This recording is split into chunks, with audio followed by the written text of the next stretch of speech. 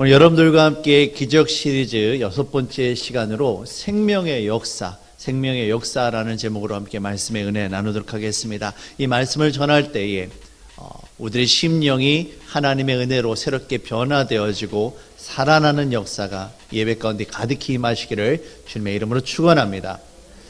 제가 우리 행복한 교회에 부임한 지 이제 한 15개월 정도가 되어집니다. 15개월 동안 제가 계속해서 시간 날 때마다 여러분에게 드리는 말씀이 있어요. 그것이 무엇입니까? 바로 우리 교회가 어떤 교회가 되어야 하느냐. 우리 교회는 바로 하나님을 사랑하고 이웃을 섬기는 교회, 그렇게 해서 사람 살리는 교회가 되길 원합니다. 이 말씀을 제가 계속해서 여러분에게 드리고 있습니다. 우리 교회를 통해서 하나님의 역사하심에 나타나고 죽어가는 영혼들이 살아나고 세상 가운데 지쳐있던 영혼들이 소생케 되는 놀라운 역사가 특별히 무엇보다도 이 예배 가운데 나타나기를 저는 간절히 기도하고 있습니다. 이처럼 사람을 살리는 이 생명의 역사가 어떻게 일어날까요? 지난주 우리가 함께 나누었던 말씀처럼 물론 우리가 결단하고 주님 앞에 어떻게 믿음으로 나아가느냐가 중요합니다. 하지만 더 중요한 것은 이 하나님의 역사가 한 사람의 개인의 신앙을 통해 나타나기도 하지만 대부분 어떻게 나타납니까? 교회를 통해서 교회 가운데 역사하시더란 겁니다. 하나님을 향한 사랑의 마음, 곧 우리의 헌신과 이웃을 향한 사랑의 마음, 그들을 향한 섬김을 통해서 주님의 능력은 오늘도 우리들의 역사, 우리들의 삶 가운데 생명의 역사로 나타나게 되어짐을 여러분 믿으시길 바랍니다. 특별히 오늘 우리는 이 시간 주일 예배로 모였습니다. 일주일 가운데 하루를 거룩하게 주님의 날이라는 이 주일로 부르며 함께 하나님을 찬양하고 하나님을 예배하며 성도님들과 함께 교제를 나누는 이 시간이 바로 우리를 향한 주님의 은혜와 능력을 경험하고 우리의 심령이 살아나는 생명의 역사가 나타나는 바로 그 시간이라고 저는 믿고 있습니다. 바로 우리가 드리는 이 예배를 통해 우리의 심령이 살아나고 우리가 섬기는 가정과 직장과 우리의 교회가 살아나기를 간절히 주님의 이름으로 축원합니다. 오늘 말씀은 예수님께서 안식일, 곧 유대인들이 예배하는 그 안식일에 한쪽 손 마른 사람, 아까 한쪽 팔이 불편해서 움직이지 못하는 그 불쌍한 영혼을 치유하신 사건을 우리에게 보여주고 있습니다. 이 말씀을 들으면서 우리 스스로가 바로 한쪽 손 마른 사람이다라는 생각을 갖게 되어집니다. 세상 가운데 온전한 것처럼 살아가고 있지만 결국엔 하나님 앞에는 다 부족하고 연약한 자들이란 거죠. 예수님께서는 오늘 이 말씀을 통해 우리 행복한 교회 성도님들의 삶 가운데 무엇보다도 주께서 정말 피 흘리셔서 세우신 주님의 피값으로 세운 우리 교회와 우리 가정 가운데 어떻게 주님의 능력과 은혜로 생명의 역사가 가득할 수 있는지 그것을 오늘 우리에게 말씀해 주고 계십니다. 오늘 말씀을 통해 생명의 주 되신 예수 그리스도의 은혜와 능력이 저와 여러분의 심령 가운데 가득하기를 정말 원하는 마음으로 오늘 말씀을 준비했습니다. 오늘 말씀을 함께 나누며 우리들의 삶 가운데 생명의 역사가 가득히 나타나시기를 간절히 주의 이름으로 축복합니다. 자, 오늘 먼저 말씀을 좀 보시면 예수님께서 안식일에 지금 회당에 들어가셨습니다. 회당은 유대인들이 그때 당시에는 성전이 이제 좀 무너지거나 성전이 제 기능을 가지지 못하니까 멀리 있는 사람들이 회당이란 곳에 모여서 함께 율법의 말씀을 나누고 함께 기도하는 그런 곳이었습니다. 회당에 예수님께서 들어가셨어요. 근데 거기에 보니까 세 그룹의 사람들이 있습니다. 첫 번째는 예수님과 함께 말씀을 듣고 하나님을 찬양하고 예배하기 위해 모인 사람들이 있었습니다. 두 번째는 한쪽 손 마른 사람처럼 도움이 필요하고 연약한 자리들이 있었다는 거예요. 마지막으로 세 번째 누가 있었습니까? 어떻게 해서든지 예수님의 꼬투리를 잡아서 예수님을 고발하고 넘어뜨리려고 하려 하는 바리새인과 서기관들이 있었다는 거예요. 지금 바리새인들이 신경이 매우 날카롭게 서 있습니다. 이들은 예수님과 한번 안식일 문제로 부딪혔어요. 그래서 예수님께서는 바리새인들을 향해서 종교적인 그들의 외식을 지적하며 회칠한 무덤이라고, 특별히 바리새인들을 향해서는 독사의 자식이라고까지 말씀하시면서 아주 강하게 비판을 하셨던 거죠. 이런 상황 가운데 마태복음 12장 1절 말씀을 보시면 이 예수님과 그의 제자들이 안식일에 아마 뭐 말씀을 전하러 가셨던 것 같아요. 가시다가 이제 밀밭 사이길을 지나가는데 제자들이 너무 배가 고팠던 겁니다. 그래서 밀 이삭을 손으로 이렇게 쑥 훑었어요. 훑어가지고 이삭을 이렇게 손으로 비빈 거죠. 비벼서 날 알고 그걸 좀 몇 알 먹었습니다. 이거를 바리새인들이 안 거예요. 그러면서 어떻게 안식일에 일을 할 수 있느냐고, 곡식을 거뒀다라는 거죠. 추수했다라는 거예요. 그러면서 어떻게 안식일에 일을 할 수 있느냐라고 지금 비판하고 나서는 거예요. 지금 그들은 어떻게 해서든지 예수님을 정말 고발하려고, 붙잡으려고 정말 그러고 있는 겁니다. 이런 상황 가운데 안식일 회당에 모였습니다. 거기에 때마침 한쪽 손이 불편한 분이 계십니다. 이 바리새인들이 그분을 억지로 예수님 앞에 끌고 와서 이제 묻는 거예요. 예수님이 어떻게 하시는지 지켜보았다가 만약에 예수님께서 그 사람을 고쳐주시면 안식일에 일하지 말라고 했는데 어떻게 당신이 하나님의 아들이라고 하면서 하나님의 말씀인 율법을 어길 수 있느냐라고 지금 예수님을 고발할 생각을 갖고 있는 거예요. 반대로 예수님께서 그 사람을 고쳐주시지 않으면 그거 봐라, 맨날 사랑해라, 맨날 섬겨라, 나는 너희들을 위해 살리기 위해 했다 말씀하시면서도 정작 아픈 사람이 눈앞에 있는데도 어떻게 그를 고쳐주시지 않고 그냥 내버려 둘 수 있느냐고 지금 그런 생각으로 예수님을 지금 바리새인들이 어떻게 하고 있어요? 여기 가만히 째려보고 있는 거예요. 우리 옆에 분들 좀 바라보시길 바랍니다. 째려보지 마세요. 사랑의 마음으로 보시길 바랍니다. 이 바리새인들이 예수님을 고발하려고 이렇게 날카롭게 지켜보고 있는 상황입니다. 매우 불편한 상황이에요. 근데 오늘 말씀을 보시면 예수님께서 어떻게 하십니까? 보란듯이 그 손마른 불편한 사람을 고쳐주십니다. 그를 불쌍히 여기시고 고쳐주세요. 그리고 바리새인들을 향해서 몇 마디 말씀을 던지시죠. 근데 이 말씀을 듣고 예수님의 모습을 지켜본 이 바리새인들이, 예수님을 고발하려고 날이 서 있던 이 바리새인들이, 죄송합니다, 우리 어린 친구들 말로 표현하면 찍소리 못하고 꼼짝 못합니다. 아무 말도 못합니다. 그리고 뒤돌아서서 속으로 분해하며 어떻게 예수님을 죽일까 의논하게 됩니다. 예수님께서 무슨 말씀을 하셨길래 오늘 말씀에 담겨있는 정말 생명의 역사에, 하나님께서 사람을 살리시는 이 생명의 역사에 관련된 어떤 원리가 여기에 담겨있길래 이런 일이 있을까? 하나님께서 우리들의 삶 가운데, 우리들의 가정과 교회 가운데 역사하시길 원하는데 어떻게 이 생명의 역사 가득한 교회와 우리의 가정이 될 수 있는지 오늘 말씀을 통해서 함께 살펴보도록 하겠습니다. 무엇보다도 첫 번째로 우리에게 필요한 것은 바로 일관성입니다. 일관성. 자, 오늘 본문 말씀 9절 10절 말씀 함께 보시도록 하겠습니다. 자, 거기에서 떠나 그들의 회당에 들어가시니 한쪽 손 마른 사람이 있는지라 사람들이 예수를 고발하려 하여 물어 이르되 안식일에 병 고치는 것이 옳으니까. 자, 지금 사람들은 누구입니까? 바리새인들이에요. 이 바리새인들이 예수님 앞에 손 마른 사람을 데리고 왔습니다. 그리고 예수님에게 묻는 게 뭐라고 묻습니까? 안식일에 병 고치는 것이 옳으니까 라고 묻습니다. 겉으로는 뭐에 대해서 이야기합니까? 율법에 대해서 이야기해요. 병 고치는 것에 대해 이야기하고 있어요. 거룩한 예배, 안식을 어떻게 지키는지에 대해서, 거룩한 것에 대해서 이야기하는 것처럼 보입니다. 겉으로는 안식일에 대해서, 율법에 대해서, 하나님에 대해서 이야기하는 것으로 보여요. 하지만 그 속사람은 어떻습니까? 그들의 마음은 지금 예수님을 고발할 생각으로 가득 차 있는 겁니다. 손 마른 사람, 아프고 힘든 사람, 불쌍한 사람을, 이 사람을 어떻게 고쳐줘야 합니까? 이런 생각이 아니라 어떻게 하면 예수님을 고발할 수 있을까? 어떻게 하면 예수님을 넘어뜨릴 수 있을까? 이 생각으로 가득한 사람들이 바로 바리새인들이에요. 겉으로는 율법에 대해 이야기하는 것처럼 보이지만 속마음은 예수님을 고발하고자 하는 마음으로 가득합니다. 겉과 속이 다르지요. 이처럼 겉과 속이 다른 그들의 마음을 성경은 뭐라고 이야기합니까?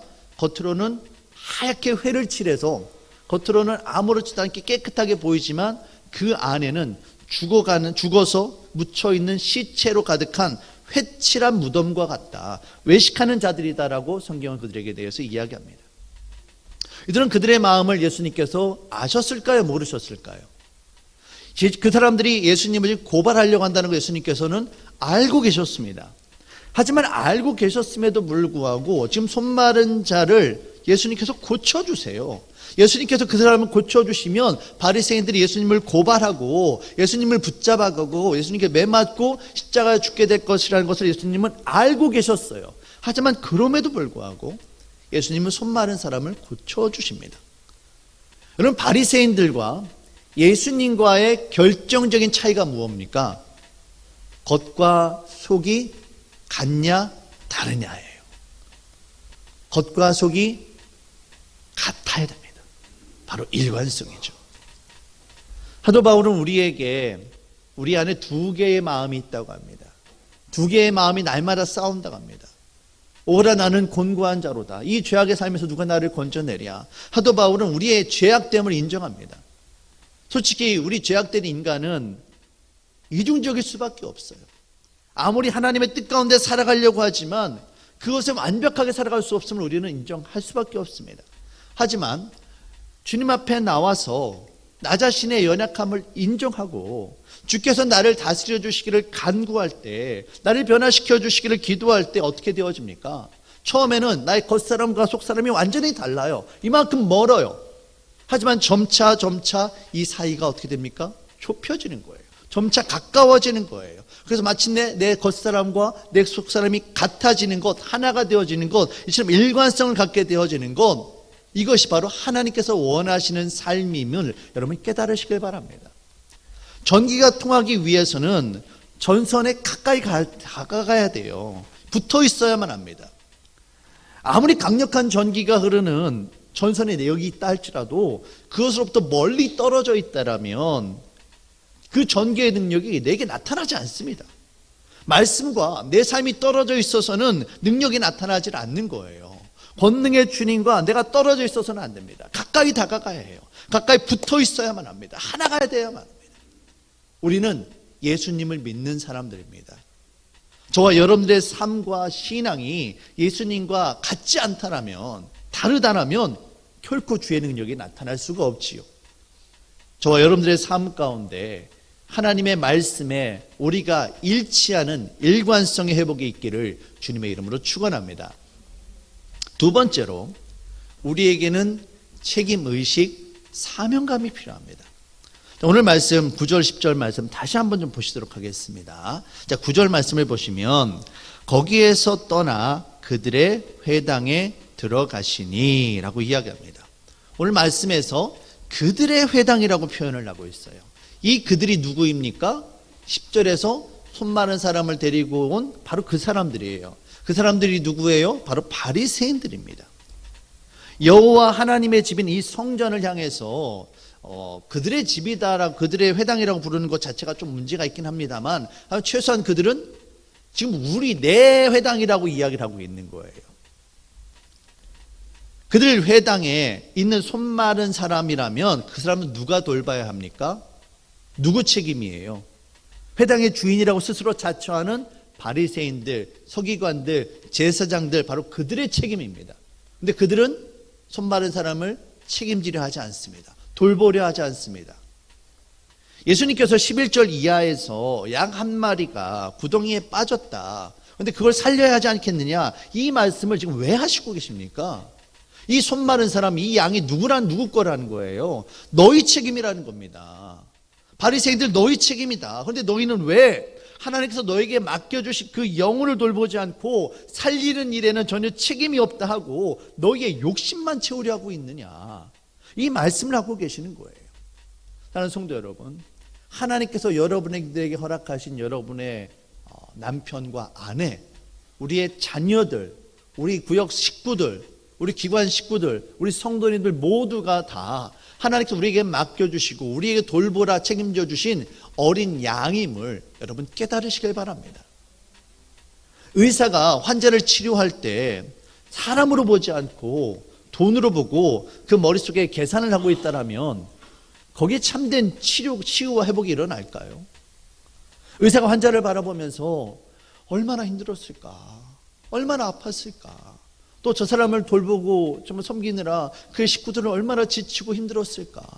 이런 안타까운 마음을 가지고 얼른 오시라고, 내가 당신들을 섬기겠다라고, 내가 당신들을 고쳐주겠다라고. 이런 의사가 진짜 의사 아니겠습니까? 그런데 환자를 보면서 환자를 사람이 아니라 돈으로 생각을 하고 머릿속에 숫자를 계산하고 있다면, 하지 않아도 되는 검사를 하고 과잉 진료를 하고 있다면 의료 행위는 있을 수 있으나 거기에 참된 치료와 회복이 있을 수 있겠느냐라는 거예요. 근데 만약에 병원에 누워있는 그 사람이 내 식구예요. 내 사랑하는 아들, 딸이에요. 내가 돌봐야 될 내 책임 있는 사람이에요. 그러면 그 의사가 돈을 생각하겠습니까? 아니지요. 11절 12절에서 예수님께서 양 한 마리가 안식일의 구덩이에 빠져 있는데, 만약에 그 양이 너희가 그토록 소중히 여기고 너희가 사랑하는 그 양이라면, 그 죽어가는 양을 위해서 너희가 안식일이라고 해서 그걸 살리는 일을 포기하겠느냐, 바로 이 말씀을 하시는 겁니다. 만약에 너희 아들이 안식일의 구덩이에 빠져서 죽게 되었는데 안식일이라고 살리지 않겠느냐. 예수님은 지금 바리새인들을 향해서, 한쪽 손 마른 사람은 너희가 돌봐야 되고 너희가 섬기고 너희들이 살려야 되는, 너에게 책임이 있는 바로 그 사람이다, 이 말씀을 하고 계시는 겁니다. 가나 혼인잔치에서 물이 포도주로 변화된 사건의 중심에는 누가 있었습니까? 이 일을 남의 일이라 생각하지 않고 자신의 문제로 가지고 예수님께 나온 마리아가 있었습니다. 또 지난주에 살펴보았던 중풍병에 걸린 환자, 그 사람이 나을 때 거기에 누가 있었습니까? 그 사랑하는 그 친구를 위해서 함께 수고하고 헌신한, 내 책임이라고 여기고 함께 자리했던 4명의 친구가 있었다는 거예요. 이건 하나님께서 나에게 맡겨주신 내 책임, 내 사명이다라는 겁니다. 바로 이와 같은 책임의식, 사명감이 우리에게 있을 때 주의 능력, 무엇보다도 생명을 살리는 역사가 나타나게 되어짐을 여러분 깨달으시길 바랍니다. 마지막으로 3번째, 우리에게는 행함이 필요합니다. 자, 12절 말씀 보시도록 할게요. 사람이 양보다 얼마나 더 귀하냐, 그러므로 안식일에 선을 행하는 것이 옳으니라 하시고, 예수님께서 지금 바리새인들을 향해서 안식일을 할지라도 사람을 살리는 게 중요하다, 이 말씀을 하세요. 사람이 양보다 귀하다. 누구나 다 아는 사실입니다. 모르는 게 아니에요. 다 알아요. 문제는 그들의 말과 그들의 행동이 일치하지 않았다라는 거예요. 일관성이 없었다라는 거죠. 여기에 내가 해야 된다는 책임의식도 사명감도 없었습니다. 바리새인들은 안식일에 대해서, 거룩함에 대해서, 율법에 대해서 이야기하고 있지만 거기는 결정적으로 행함이 없었습니다. 그래서 그들의 삶 가운데는 생명을 살리는 생명의 능력, 생명의 역사가 나타날 수 없었다라고 예수님께서 바로 지금 그 말씀을 하고 계시는 거예요. 그런데 바로 여기에서 결정적으로 이 바리새인들과 예수님과의 차이가 나타납니다. 자, 13절 말씀 보십니다. 어떻게 시작되어집니까? 뭐라고 시작해요? 성경 말씀이 이에 그 사람에게 이르시되 손을 내밀라 하시니 그가 내밀어 다른 손과 같이 회복되어 성하더라. 이해가 뭡니까? 바로, 즉시로, 이어서, 곧바로, 바로 그 말이에요. 예수님께서는 바리새인들을 향해서 안식일에 선을 행하는 것이 더 귀하다, 사람을 살리는 것이 귀하다 말씀만 하신 것이 아니라 곧바로 즉시로 당신의 말씀을 실천으로 행하셨다라는 거예요. 주일날 우리가 주님 앞에 나와 예배드리며 말씀의 은혜를 받습니다. 오늘 말씀 너무 좋았어. 말씀을 깨닫고 감동도 받았습니다. 뜨겁게 기도도 했습니다. 그리고 나서 우리는 어떻게 합니까? 일주일 동안 이 말씀을 덮어둬요. 그리고는 아무 일이 없다는 듯이 일주일 동안 살아가고 다시금 주일날 다시 주님 앞에 나와서 주님, 일주일 동안 그렇게 못 살아서 죄송합니다. 이게 우리의 모습 아닙니까? 근데 예수님께서는 그걸 말씀하시는 게 아니에요. 말씀을 들었다라면, 하나님의 감동이 너희에게 임하였다라면 그 즉시로 행동하라는 겁니다. 바리새인들이 하는 말이 틀리지 않습니다. 안식일은 거룩하게 지켜야 해요. 사람이 양보다 귀하다는 거 너무나 다 아는 겁니다. 문제는 그 다음에 행함이 없다라는 거예요. 행함이 없기 때문에 생명의 역사가 나타날 수 없다라는 겁니다. 여러분, 성경은 행함이 없는 믿음은 뭐라고 이야기합니까? 죽은 믿음이다라고 하잖아요. 다 아시잖아요. 야고보서 2장 26절입니다. 영혼 없는 몸이 죽은 것 같이 행함이 없는 믿음은 죽은 것이니라. 안식일을 왜 지킵니까? 율법의 정신이 뭐예요? 우리가 왜 예배를 드립니까? 결국에는 하나님을 사랑하고 이웃을 섬기며 그 마음을 담아 행동으로 옮기는 것, 바로 이것이 바로 진정한 예배의 정신임을 여러분 깨달으시길 바랍니다. 만약 우리들의 삶 가운데 이와 같은 행함이 없다라면 거기에는 결코 생명을 살리는 주님의 능력이 나타날 수가 없는 것입니다. 윤주홍 장로님, 윤주홍 병원의 의장이시고 봉천동 슈바이처라고 불리시는 윤주홍 장로님, 아마 한 번쯤은 다들 들어보셨을 겁니다. 화곡성결교회 원로 장로님이신데요. 사진 한번 좀 보여주시겠어요? 당시 1974년도에 판자촌이 즐비했던 봉천동에 병원을 세우고요, 가난하고 돈이 없어서 병을 대체 치료하지 못하고 죽어가는 사람이 없도록 진료비의 절반만 받으면서 의료 봉사를 하셨던 장로님이십니다. 장로님은 일평생 봉사와 나눔의 삶을 사셨고요, 그렇게 해서 국민훈장 동백장을 받으시고 제1회 서울시민대상을 받고 지금은 여전히 살아계셔서 화곡성결교회 원로 장로님으로 교회를 섬기고 계세요. 근데 이분이 처음부터 이런 삶을 사셨느냐? 그렇지가 않더란 거죠. 윤주홍 장로님은 어려서 예수님을 믿게 되었고 나중에 의사가 되면 내가 불쌍한 사람들, 가난한 사람들 좀 도와줘야지, 이런 다짐을 했다고 합니다. 그런데 정작 본인이 의사가 되었습니다. 바빠졌어요. 환자가 많이 오고 돈을 벌게 되어지자 병을 차리면 어떻습니까? 병원 기계를 들여오고 그걸 갚아야 되잖아요. 그런 생각들이 있는 거예요. 그러면서 지금은 급하니까 내가 돈 많이 벌면 그때 더 좋은 일을 해야지, 더 돈 많이 벌면 그때 더 큰 일을 해야지, 이런 일을 생각하면서 자신이 원래 생각했던 이것들을, 하나님께서 그 소명을 주셨던 것들을 잠시 제쳐두었습니다. 그런데 어느 날 한 어린아이가 교통사고를 당했고 그 아이가 죽어간다면서 병원에 실려왔어요. 피투성이가 된 그 아이를 병원 응급실 침대에 올려놓고 살펴보니 윤주홍 장로님 본인의 셋째 딸인 겁니다. 아이가 죽어가고 있어요. 결국에는 그 아이가 죽게 됩니다. 피투성이가 된 그 아이를 병원 응급실 침대에서 사망 선고를 내린 사람이 다른 누군가가 아니라 그 아이의 아빠인 윤주홍 장로님이셨어요. 이 사건으로 인해서 장로님이 큰 충격을 받습니다. 내가 의사인데, 의사인 내가 내 딸을 구하지 못했구나, 스스로를 자책합니다. 또 하나님을 원망합니다. 하나님, 어떻게 내 사랑하는 딸을, 이 귀한 딸을 어떻게 이렇게 일찍 데려가실 수 있습니까? 하나님을 원망합니다. 그리고 결국 너무나도 마음의 상처가 커서 의사 가운을 벗고 병원 문을 닫게 되어집니다. 한참 그렇게 방황의 시간을 보내게 되어지죠. 그런데 어느 날 딸아이의 무덤에 갔다가 돌아오는 길에 열이 펄펄 끓는 손녀를 안고 어쩔 줄 몰라 하는 가난한 할머니를 만나게 됩니다. 아이가 열이 너무 펄펄 끓는 거예요. 근데 돈이 없어서 병원에 못 가는 겁니다. 근데 그 가난한 할머니의 품에 안겨있는 그 어린 소녀를 바라보면서 누구의 모습이 떠오릅니까? 얼마 전 죽었던 자신의 딸아이의 모습이 거기에서 보이는 거예요. 그래서 그 아이를 업고 선배 병원으로 달려가서 내가 병원비를 부담할 테니까 이 아이를 좀 고쳐달라고 부탁을 합니다. 그리고 이것이 계기가 되어져서 다시 봉천동에 병원을 세우고 그때부터 가난한 자들을 치유하는 삶을 살게 되어져요. 사랑하는 성도 여러분, 이 윤주홍 장로님의 삶 가운데 하나님께서 사랑과 은혜를 베풀어 주시고 그의 삶을 통해서 수없이 많은 사람들이 치료받고 살아나게 된 그 이유가 무엇입니까? 처음에는 그의 생각과 삶이 같지 않았어요. 달랐어요.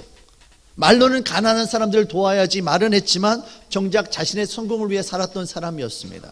그런데 자기 자신만 바라보고 살았던 그 윤주홍 장로님이 사랑하는 딸을 잃게 된 그 사건으로 인해서 전에는 보이지 않았던 사람들, 어렵고 가난하고 불쌍한 사람들, 병들어 죽어가는 사람들의 모습이 이제 보이기 시작한 겁니다. 그들의 모습이 누구의 모습으로 보여요? 내 딸의 모습으로 보이는 겁니다. 그 아이들을 바라보면서 자신의 딸을 대하는 마음으로 책임감을 가지고 사명감을 가지고 사랑하게 됩니다. 그리고 이것을 마음에 품고 그냥 가만히 있는 것이 아니라 실제로 자신의 삶 가운데 실천하고 행동하게 됩니다. 이와 같은 그의 삶 가운데 하나님께서 임재하시고 주의 능력으로 사람을 살리는 생명의 역사가 나타나게 되었음을 여러분 깨달으시길 바랍니다. 우리가 모여서 주님 앞에 예배를 드립니다. 예배가 반복되면 반복될수록 우리는 우리의 삶과 하나님의 말씀이 일치하지 않음으로 해서 불편함을 느껴야만 합니다. 말씀을 들었음에도 불구하고 좋은 말씀 들었구나 치부하고 마는 것이 아니라 이 말씀이 나의 삶 가운데 나타나지 않음으로 해서 내가 안타까움을 느껴야 된다고요. 만약에 여러분 마음 가운데 이 말씀을 듣고 나서도 불편함을 느끼지 못한다면 제가 설교를 잘못했거나 아니면 여러분들이 예수님을 잘못 믿고 있거나 둘 중에 하나예요. 우리 가슴을 치며 회개하고 하나님의 말씀으로부터 멀어져 있는 우리의 삶이 하나님의 말씀과 일치하는 일이 반드시 일어나야만 합니다. 이전에는 내일이 아니라고 한쪽으로 쓱 밀어두었던 그 한쪽 손 마른 사람이 이제는 내 사랑하는 내 형제 자매로 보이기 시작하고 그들을 향한 주님의 말씀에 내가 책임의식, 사명감을 가지고 순종하며 움직여야만 합니다. 그때 비로소 바로 하나님께서 우리들의 삶 가운데 역사하시는 사람 살리는 생명의 역사가 나타나게 되어지는 겁니다.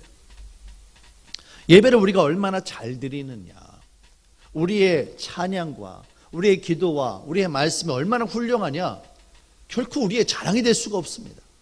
교회 건물, 교회 시설, 음향, 이게 우리의 자랑이 되어서는 안 돼요. 우리가 얼마나 오랫동안 예수님을 믿었고 얼마나 많은 예배를 우리의 삶 가운데 있었느냐 중요하지 않습니다. 정말 중요한 것은 우리가 예배가 반복되면 반복될수록 우리 삶의 주인이시고 생명의 주인이신 예수님의 말씀이 나의 삶 가운데 나타나고 생명의 역사가 일어나고, 그래서 여러분의 가정과 여러분의 직장과 우리 삶 가운데 사람이 살아나는 역사가 나타나야 된다는 거예요.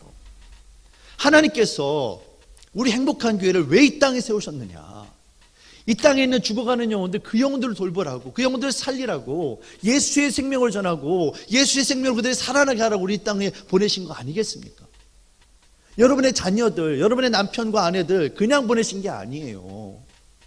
여러분들로 하여금 사랑하고 섬기라고, 그들을 살리라고 여러분에게 맡겨주신 줄 여러분 깨달으시길 바랍니다. 우리가 하나님이 주시는 말씀에 따라서 감동받고 그 말씀에 따라 우리가 순종하며 나아갈 때 그때 비로소 하나님의 능력이 나타나게 되어지는 겁니다. 오늘 이 시간 우리가 이제 찬양 부르고 축도하면 예배가 끝날 거예요. 하지만 우리의 예배는 이것으로 결코 끝이 나지 않습니다. 진정한 예배는 이 예배가 끝나고 저 문을 향해서 나가면서부터 시작되는 거예요.